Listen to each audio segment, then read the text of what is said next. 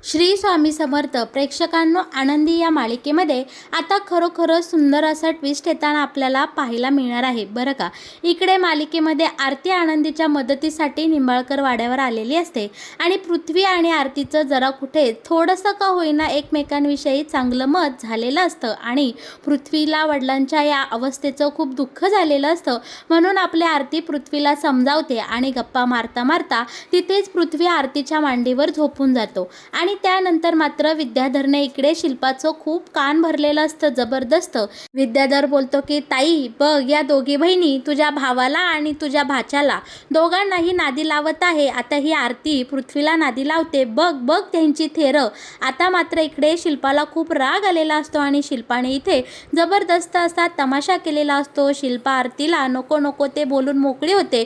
बोलते की तू कॅरेक्टरलेस मुलगी आहे. तुझ्यासारख्या छपरी पोरी आमच्यासारख्या श्रीमंत माणसांच्या मुलांना प्रेमात पाडतात आणि इकडे खूप म्हणजे खूप खालच्या पातळीला उतरून इकडे शिल्पाने आता आरतीवर आरोप केलेले असतात आणि पृथ्वीला मात्र आरतीवर होणारे हे खोटे आरोप इथे सहन होत नाही. पृथ्वी तिच्या आत्याला इकडे आता समजत असतो की आत्या असं काही नाही, तुझा गैरसमज होतोय, तू उगाच त्या आरतीला काही बोलू नको. पण आत्या मात्र इकडे या पृथ्वीचा एकही शब्द इकडे ऐकून घेत नाही. या उलट ती इकडे पृथ्वीला नको नको ते बोलते आणि शिवाय आरतीला सुद्धा बोलते. आता इकडे पृथ्वीची सहनशक्ती पूर्णपणे संपलेली असते आणि आत्या काही पृथ्वीचं ऐकत नाही. म्हणून इकडे रागाच्या भरात पृथ्वीचा डायरेक्ट आत्यावर हात उचलताना आपल्याला इथे पाहायला मिळणार आहे. पृथ्वीने आत्याच्या आता इकडे कानाखाली लगावून दिलेली असते आणि इकडे आरतीची बाजू घेत आरतीवर नको नको ते आरोप करणाऱ्या या आत्याचं पृथ्वीने तोंड बंद केलेलं आता इथे आपल्याला पाहायला मिळणार आहे. असला खतरनाक असा ट्विस्ट मालिकेमध्ये आता आपण पाहणार आहोत. पण हे सगळं नेमकं कशा प्रकारे घडणार, कशा प्रकारे दाखवलं जाणार, कसं चित्रित होणार, हे जर तुम्हाला जाणून घ्यायचं असेल तर तुम्ही आपला हा व्हिडिओ अगदी शेवटपर्यंत बघा, म्हणजे तुमच्या सगळं काही इकडे लक्षात येऊन जाईल बरं का प्रेक्षकांनो. आता इकडे मालिकेमध्ये पृथ्वी इकडे वडिलांच्या काळजीने इकडे त्यांच्या खोलीमध्ये बसलेला असतो आणि तो त्याच्याजवळ असलेल्या त्याच्या आई वडिलांच्या फोटोवर असा प्रेमाने हात फिरवत असतो. पृथ्वीचं हे हळवं रूप पाहून इकडे मिताली आणि प्रांजलसुद्धा हळवे झालेले असतात. ते बोलतात की दादा प्लीज, अरे तू असं टेन्शन घेऊ नको, सगळं काही ठीक होऊन जाईल, तू अजिबात काळजी करू नको, असं आता इकडे पृथ्वी प्रांजल हे सगळेजण एकमेकांना समजावत असतात. पण बरं का, पृथ्वी बोलतो की ह्या माणसाला अजून खूप जगायचं आहे, मला यांच्यासोबत खूप भांडायचं आहे. आत्ताशी तर यांच्या आयुष्यातला एक टप्पा पार झाला आहे, पण काहीही झालं तरी हे यांना बरं वाटणार आहे, हे वाचणार आहे, त्यांना काहीही होणार नाही, असं एकेरी शब्दात आवाज देत पृथ्वी इकडे वडिलांविषयी असलेलं प्रेम व्यक्त करत असतो. मिताली बोलते की हो दादा, तू म्हणतोय अगदी तसंच होणार आहे, आपल्या बाबांना काहीही होणार नाही. त्यानंतर शिल्पा बोलते अरे पृथ्वी चल बाळा, 2 घास खाऊन घे, तू सुद्धा काही खाल्लं नाही. आणि आता इकडे बरं का, आता पृथ्वीला आपली शिल्पा समजावते. त्यानंतर प्रांजल मितालीला सुद्धा बोलते की तुम्हीही चला आणि 2 घास खाऊन घ्या. आत्याच्या सांगण्यावरून आता प्रांजल मिताली जेवण्यासाठी आणि आराम करण्यासाठी तिकडे त्या खोलीतून निघून गेलेले असतात आणि पृथ्वी एकटाच वडिलांच्या काळजीने इथे थांबलेला आपण बघणार आहोत का. दुसरीकडे विद्याधर स्वतःला आरशात पाहत असतो आणि आनंदीने त्याच्या कानाखाली जो काही तवा वाजवलेला असतो त्याने इकडे विद्याधरच्या चेहऱ्यावर खूप घाणेरड्या पद्धतीचा डाग पडलेला असतो आणि विद्याधरला इथे स्वतःची खूप लाज वाटत असते. तो बोलतो की ह्या आनंदीने माझ्या एवढ्या गोऱ्या गोमट्या चेहऱ्यावर असा डाग पाडला, याचं फळ तिला भोगावं लागेल. आणि इथे आता विद्याधरला खूप शीण होत असतो. त्याने इथे या टेबलवरच्या सगळ्या वस्तू खाली पाडलेल्या असतात आणि त्याच वेळी इकडे आता धनश्री येते. धनश्रीला पाहून विद्याधर तोंड लपवतो. धनश्री बोलते की तुम्ही काय लपवताय, बघू मला. आणि धनश्रीने आता विद्याधरच्या गालावरची ही खून पाहिलेली असते आणि विचारते की अहो हे काय झालं, तुम्हाला कसं काय लागलं, कोणी मारलं. यावर आता इकडे रडत रडत विद्याधर सांगतो की त्या आनंदीमुळे हे सगळं झालं आहे, तिने तापलेला लोखंडाचा तवा माझ्या कानाखाली लावला आहे आणि त्यामुळे मला हे डाग पडला आहे. आता इकडे धनश्री रागाने पेटून उठते. बोलते की माझ्या नवऱ्या माझ्याच्या चेहऱ्यावर हा डाग पाडला, याचा अर्थ तिने माझ्या संसाराला डाग लावला आहे. ह्या आनंदीला मी सोडणार नाही, या सगळ्याचा तिला नक्कीच जाब विचारेल असं बोलत धनश्रीने आता प्रेमाने विद्याधरला जवळ केलेलं असतं आणि विद्याधर इकडे खरोखरच रडत असतो, कारण त्याला खूपच वाईट वाटलेलं असतं बरं का. आणि त्यानंतर प्रेक्षकांना आता धनश्री रागारागाने इकडे आनंदीला या सगळ्याचा जाब विचारायला जाताना आपल्याला इथे पाहायला मिळणार आहे.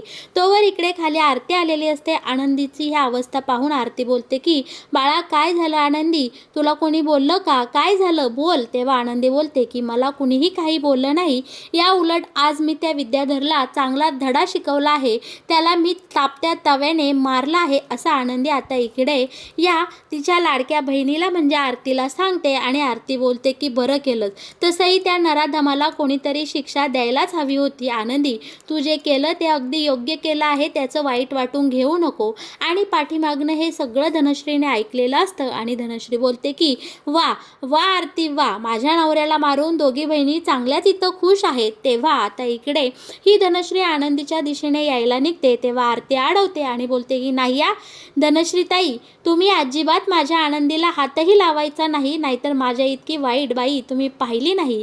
यावर आनंदी बोलते की आरती ताई, ही माझी लढाई आहे, मी लढते. आणि त्यानंतर आनंदी इकडे धनश्रीला इतकी बडबड करते की त्याला काही आता भान राहत नाही. आनंदी बोलते की धनश्री ताई, मला जाब विचारण्यापेक्षा आधी स्वतःला आरशात जाऊन बघा आणि स्वतःच्या मनाला विचारा की खरोखरच तुमचा नवरा त्या लायकीचा आहे का. तो माझ्या नवऱ्याला वाटते ते बोलला, त्याच्यामुळे माझ्या नवऱ्याची आज ही अवस्था झाली, मग मला किती वाईट वाटलं असेल. त्यामुळे मला जाब विचारायचा अजिबात प्रयत्न करू नका, आल्या पावली इथून निघून जा असं बोलत आनंदीने इकडे धनश्रीला चांगलं झिडकारताना आपल्याला इथे पाहायला मिळणार आहे. दुसरीकडे आता लेव्हेंडरची फुलं घेऊन आनंदी मालक साहेबांच्या खोलीमध्ये गेलेली असते आणि तिथे पृथ्वी असतो. आणि पृथ्वी आनंदीसोबत इथे खूप अनपेक्षित वागताना आपल्याला पाहायला मिळणार आहे. आनंदीला पाहून पृथ्वी इकडे राग त्याग न करता आनंदीला गपचूप खोलीमध्ये येऊन देतो आणि बोलतो की आनंदी, तू यांची बायको आहे आणि तुला पूर्ण अधिकार आहे यांची काळजी करण्याचा. आता तू कोणत्या मनस्थितीतून जात असेल हे मी जाणू शकतो. आणि पृथ्वीने इकडे आनंदीचा स्वीकार करत आनंदीला मालक साहेबांच्या खोलीमध्ये येऊ दिलेलं असतं. आणि पृथ्वी आता इथे आनंदी धडपडते पडते, तेव्हा सुद्धा आपला पृथ्वी इकडे आता आनंदीला सावरता आवरतो आणि बोलतो की आनंदी जरा जपून. आणि ही कसली फुलं आहे असं विचारत आनंदी बोलतो की ही लेव्हेंडरची फुलं आहे, या फुलांच्या वासाने मन एकदम शांत होतं. मालक साहेबांना या फुलाच्या वासाने नक्कीच बरं वाटेल, म्हणून मी त्यांच्यासाठी ही फुलं आणले आहे. आणि पृथ्वी आता इकडे या आनंदीला मालक साहेबांपाशी बसवत वडिलांशेजारी बसवत तिथनं निघून जातो आणि बोलतो की तू काय गप्पा मारायच्या आहे, तुला तुझ्या नवऱ्याची काय काळजी घ्यायची आहे ती घे, तोवर मी माझ्या डोक्याची ही पट्टी बदलून येतो असं बोलत पृथ्वी आता तिथून निघून गेलेला असतो. पृथ्वीच्या मनाची अवस्था इकडे खूपच बिकट झालेली असते. त्याला या सगळ्याचं खूप वाईट वाटत असतं. त्याचा पाडासारखा बाप असा हातरुणाला खिळला आहे, या गोष्टीचं आता इकडे पृथ्वीने खूप ओझं घेतलेलं असतं. आणि बरं का, कितीही नाही म्हणलं तरी आरती पृथ्वीला एक तिचा चांगला मित्र मानत असते, कारण आरतीवर येणाऱ्या संकटातून पृथ्वीने तिची सुटका केलेली असते. ही गोष्ट आता आरतीला इथे आठवते आणि आपली आरती इकडे माणुसकीच्या नात्याने पृथ्वीसोबत गप्पा मारायला गेलेली आपल्याला इथे त्याच्या खोलीमध्ये पाहायला मिळणार आहे. बरं का, इकडे आरती मैत्रीच्या नातीने बोलते की हे बघ पृथ्वी, मला माहिती आहे की तुला माझ्यासोबत बोलायची अजिबात इच्छा नाही, पण सगळ्या गोष्टी बाजूला ठेव आणि तुझ्या वडिलांसोबत जे काही घडलं आहे याचं खरंच मला खूप वाईट वाटते, कारण ते जरी तुझे वडील असले तरी ते आमचे अन्नदाते आहेत, आमचे मालक साहेब आहे. त्यांची ही अवस्था पाहून मलाही खूप वाईट वाटतंय. त्यांचं असं हातरुणाला खिळून राहणं खूपच वेदनादायी आहे. हे मी तुला आता वेगळं सांगायला नको, मी समजू शकते तुझी. मग आता तुला काय वाटतंय, तुझी अवस्था मला चांगली कळते. बापाचं हरवणं काय असतं, बापाचं छप्पर काय असतं हे मला माहिती आहे असं बोलत आता इकडे आरतीने पृथ्वीच्या मनामध्ये घर केलेलं असतं. आणि पृथ्वीला सुद्धा आरतीच्या या सगळ्या बोलण्याने आता इकडे अगदी रडू कोसळलेलं असतं. आणि भावनेच्या भरात पृथ्वी आता इकडे आरतीला मिठी मारतो आणि ढसाढसा रडतो की आरती, अगं हे काय होऊन बसलं, माझं आणि माझ्या वडिलांमध्ये भरपूर मतभेद आहेत, आम्ही खूप भांडतो एकमेकांना एकमेकांसोबत, म्हणून त्यांच्यासोबत असं घडावं असं मला कधीही वाटणार नाही. त्यांना असं पाहून मला खूप वाईट वाटतंय. आणि इकडे पृथ्वीचा अख्खा तोल गेलेला असतो आणि तो खूप आता इकडे आरतीसमोर ढसाढसा रडू लागलेला असतो. आणि बरं का, त्यानंतर आरती पृथ्वीला मायेने जवळ घेते आणि बोलते की पृथ्वी रडू नको रे, शांत हो. आणि आता इकडे आरतीने पृथ्वीला त्याच्या अंतरुणावर झोपवलेलं असतं, अगदी त्याच्या अंगावर दिलेलं असतं. पृथ्वी आरतीला बोलतो की आरती, गैरसमज करून घेऊ नकोस, पण मी तुझ्या मांडीवर झोपू का? मला खूप एकटं वाटतंय आणि मला आज खरंच चांगलं वाटत नाही. तुझ्यासोबत बोलण्याने माझ्या मनावरचं थोडं ओझं कमी झाल्यासारखं वाटतंय. त्यामुळे पृथ्वीचं ही अवस्था पाहून आरतीही बोलते की ठीक आहे, मैत्रीच्या नात्याने तू माझ्या मांडीवर झोप, अवश्य झोप, काही हरकत नाही. पण पृथ्वी, तू या सगळ्यातनं सावर रे, तुझी ही अवस्था खरंच मला पाहावे ना, असं आरतीने बोलत आता पृथ्वीला इकडे मांडीवर घेतलेलं असतं. मांडीवर पृथ्वीने डोकं ठेवलेलं असतं. आणि आता इकडे बोलता बोलता पृथ्वी इकडे झोपी जातो. आरतीलाही झोप येते आणि या दोघांनाही या अवस्थेमध्ये आता इकडे या विद्याधरने पाहिलेलं असतं. आणि विद्याधर मुद्दामहून शिल्पाला आता इकडे घेऊन येतो आणि बोलतो की ताई बघ, तुझ्या डोळ्याने बघ या पृथ्वीचं आणि या आरतीचं इथं काय चाललं आहे. या दोघींनी अगदी या बापलेकांना वेड लावला आहे. नागिनीसारख्या विळखा घालून शाणी या दोघीही इथे बसल्या आहेत. आणि खरोखरच इकडे शिल्पाला आता इकडे ही आरती आणि पृथ्वी असे एकमेकांच्या जवळ जातात हे पाहून मात्र इकडे खूप मोठा धक्का बसलेला असतो. खरं तर त्या दोघांच्याही मनामध्ये अशा काही वाईट भावना नसतात, पण इकडे या धरणे मात्र शिल्पाचं खूप कान भरलेलं असतं आणि तिच्या डोक्यात नको नको ते सगळे खेळ इकडे भरवलेले असतात. यावर आता शिल्पा बोलते की अरे पण आता आपण करायचं तरी काय. तेव्हा आता इकडे विद्याधर शिल्पाला बोलतो की ताई, आपण आता भडका करायचा, तमाशा करायचा, हे आरतीला तिची जागा दाखवून द्यायची आणि पृथ्वीला सुद्धा त्याचं चुकलं आहे हे आपण दाखवून द्यायचं, असं आता इकडे हा विद्याधर शिल्पाला बोलतो. आणि रागाने पेटून उठलेली शिल्पा डायरेक्ट तडक आता पृथ्वी आणि या आरतीच्या खोलीमध्ये जाते आणि त्यांना अशा अवस्थेमधनं उठवते आणि बोलते की पृथ्वी उठ लवकर, आरती हे काय चाललं आहे तुमचं, दोघांची काय इथं थेरं चालली आहे, दिवसा ढवळ्या हे तुम्ही काय प्रकरण करताय. असं आता इकडे शिल्पाने इकडे पृथ्वीच्या खोलीमध्ये जाऊन तमाशा लावलेला असतो. आणि बरं का, शिल्पा एवढं बोलून इथे राहत नाही तर या आरतीवर नको नको ते आरोप करते. अक्षरशः तिच्या चारित्र्यावर आता इथे शिंतोडे उडवताना आपल्याला ही शिल्पा पाहायला मिळणार आहे. शिल्पा अगदी या आरतीला बोलते की तुझ्यासारख्या नालायक मुली मला चांगल्याच माहिती आहे. श्रीमंतांच्या पोरांना जाळ्यामध्ये ओढायचं, त्यांची सहानुभूती मिळवायची, आम्ही किती गरीब आहोत, आम्ही किती सालच आहोत, हे सगळं त्यांना दाखवून द्यायचं आणि त्यानंतर त्यांच्यासोबत अशी थेरं करायची आणि लग्नाची स्वप्न पाहायची. हे सगळं मला माहिती आहे. तुझ्या बहिणीने सुद्धा तेच केलं. आधी माझ्या भावाला तिच्या जाळ्यामध्ये ओढलं, गरिबीची नाटकं केली आणि त्याच्यासोबत लग्न करून आता या आमच्या निंबाळकर वाड्यामध्ये राज्य करायला आली आहे. तिलाच मी कधी सहन करून घेतलं नाही, तर तुझ्यासारख्या दीडदमडीच्या भिकारड्या पोरींला मी काय सहन करून घेणार आहे. मला हे अजिबातच मान्य नाही. पृथ्वी, तुझ्याकडनं ही अपेक्षा नव्हती. या आरतीच्या मांडीवर झोपून तू नक्की काय सिद्ध करत आहे. यावर पृथ्वी बोलतो की आत्या जरा शांत हो, मी आणि आरतीमध्ये आणि माझ्यामध्ये असं काहीही नाही, जस्ट मैत्रीच्या नात्याने मी तिच्या मांडीवर डोकं ठेवून लोटलं, मला खूप अस्वस्थ वाटत होतं म्हणून. आता इकडे शिल्पा बोलते की अरे तुझा यात काही दोषच नाहीये, तू अगदी भोळाभाळा आहेस, तू खरोखरच चांगला आहेस, पण ही मुलगी काही चांगल्या वळणाची आणि चांगल्या चारित्र्याची नाही, सगळं हिनेच केलं आहे, ही नालायक आहे, असं आता इकडे शिल्पा आरतीवर नको ते आरोप करत असते. पृथ्वी आता इकडे शिल्पाला समजावत असतो की आत्या, तुझा काहीतरी गैरसमज होतोय, तू आरतीला उगाच नावं ठेवू नको, माझ्या सांगण्यावरूनच ती इथे थांबली आहे, मला बरं वाटावं म्हणून ती इथं थांबली आहे, तू तिला नावं ठेवू नको.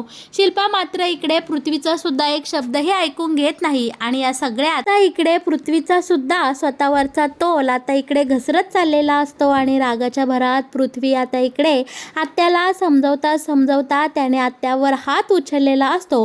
आणि आरतीची बाजू घेत पृथ्वीने इकडे आत्याच्या कानाखाली एक लगावून दिलेली असते आणि आत्याला बोलतो की बास कर आत्या, अगं ती गरीब असली म्हणून काय झालं, अगं ती स्वाभिमानी आहे. कुठल्याही मुलीच्या चारित्र्यावर संशय घेताना किंवा चिखलफेक करताना जरा तरी विचार कर. अगं एक बाई असून इतक्या खालच्या पातळीला जाऊन तू या आरतीविषयी बोलतेस, तुला शोभतं का हे सगळं? असं बोलत आता इकडे पृथ्वीने चांगलं शिल्पाला खडसावलेलं असतं आणि शिल्पाला सुद्धा इकडे खूप मोठा धक्का बसलेला असतो की या भिकारड्या आरतीमुळे चक्क या पृथ्वीने माझ्यावर हात उचलला, माझ्यावर, या शिल्पा निंबाळकरवर. अरे हे मला पोरं समजणारी कोण? ह्यांची आई गेल्यानंतर यांना मी जीवापाड जपलं, यांच्यावर प्रेम केलं आणि काल येणाऱ्या यांच्या आयुष्यातल्या या मुलीसाठी याने माझ्यावर हात उचलला. ही गोष्ट शिल्पाच्या मनाला खूप लागलेली असते आणि भरीसभर म्हणून इकडे विद्याधर सुद्धा शिल्पाला तिच्या मनामध्ये नको नको त्या गोष्टी भरावतो आणि ताई तुझं या घरावरचं वर्चस्व आता पूर्णपणे निघून गेलं आहे आणि पोरं सुद्धा तुझी राहिली नाही, असं बरंच काही इकडे आता विद्याधरने शिल्पाच्या मनात इकडे खूप काही भरवलेलं असतं. आणि या घडल्या सगळ्या प्रकारामुळे आरतीला सुद्धा खूप जास्त मनस्ताप झालेला असतो. माझ्यामुळे यांच्या घरामध्ये हा नवीन वाद कलह सुरू झाला, ह्या गोष्टीचा दोष आता आरती इथे स्वतःला देत असते आणि खूप रडत असते बरं का. तर मग प्रेक्षकांनो, कसा वाटला तुम्हाला आनंदी या मालिकेत येणारा हा नवीन ट्विस्ट? या मालिकेचे असेच नवनवीन अपडेट जर तुम्हाला सगळ्यात आधी जाणून घ्यायचे असतील तर तुम्ही नक्कीच आपल्या या चॅनलला सबस्क्राईब करा आणि हो, व्हिडिओला लाईक केल्याशिवाय अजिबात कुठे जाऊ नका, कारण तुम्हाला या मालिकेचे नवनवीन अपडेट आपल्या या चॅनलवर नेहमीच मिळत जातील. त्यासाठी तुम्ही नक्कीच नेहमीच आपल्या या चॅनलसोबत शेवटपर्यंत जोडलेले राहा. आणि तुम्ही माझा हा व्हिडिओ अगदी शेवटपर्यंत इतका मन लावून पाहिलात म्हणून मी तुम्हा सर्व प्रेक्षकांचे मी इकडं मनापासून आभार मानते. धन्यवाद. उद्याचा हा व्हिडिओसुद्धा तुम्ही अजिबात स्किप करू नका, कारण आनंदी या मालिकेमध्ये खूपच छान छान असे ट्विस्ट येणाऱ्या काही भागांमध्ये आपल्याला पाहायला मिळणार आहेत.